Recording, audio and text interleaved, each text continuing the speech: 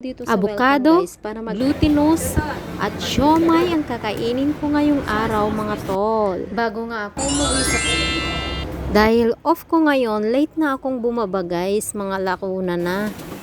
Naisip ko ngang dito sa Iyon ako bibili ng makakain ko guys. Kaya pagpasok ko, dumiretso na ako dito sa hileraan ng mga pagkain.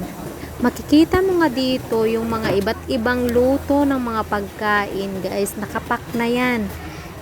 Tapos may mga price na rin, mamili ka na lang kung ano yung gusto mo. May salad, may dessert, basta marami kang pagpipilian dito. Dito rin ako minsan bumibili ng pagkain guys, depende sa budget ko. Medyo mahal din kasi ang presyo dito guys. Rice at saka ulam na, hindi kasama ang drinks or water. Kaya ngayong araw, hindi ako pwedeng gumastos ng mahigit $50. So, yun. Kaya ito na lang yung binili ko. Itong glutinous rice. Ito yung dessert nila. Malaki ito, guys. Tsaka mura. $17.9 lang. Pagkatapos ko ang bumili, dumaan muna ako dito sa Welcome para bumili ng avocado. Swerte naman ako, guys, kasi meron pang isang natira. Kita mo naman. Tinanong ko nga dito sa staff nila kung magkano ang isa. Pagtingin ko nga dito sa itinuro niyang price guys, is 11 ang isa, tatlo, $29. So yan, ang mahal. Bumili na rin ako ng water ko para may iinumin ako mamaya.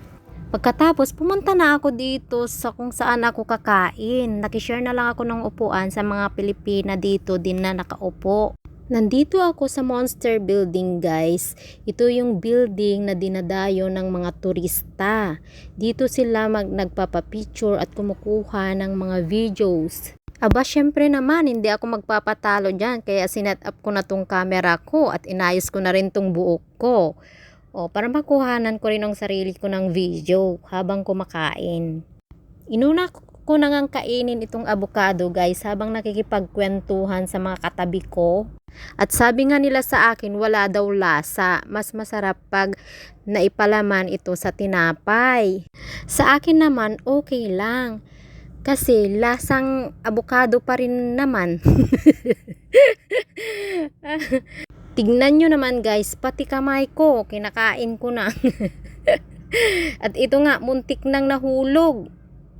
Pagkatapos ko ngang kainin itong avocado guys, aba, syempre, isinunod ko na itong glutinous rice. Ito yung dessert guys. Hindi siya ganun katamis guys, kaya ito na yung breakfast, lunch, dinner ko.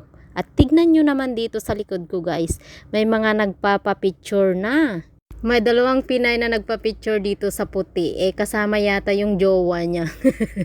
Mag-jowa yata mga yun dinadamay nyo. Mamaya mag-away sila. Pagkatapos ko ngang kumain guys, nakipagkwentuhan muna ako sa mga nakatambay dito habang nagpapalipas ako ng oras. Bago ako uwi sa bahay ni na amo, dumaan muna ako dito sa nagtitinda ng siomai. Tangyaw, siomai.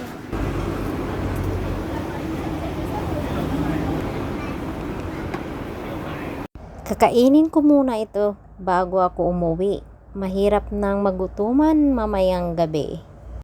Bumaba lang ako para kumain guys. Pero pagkatapos kong kumain, aakyat din ako ng maaga kasi gusto kong magtambay sa room, mahiga-higa, manood, ganyan.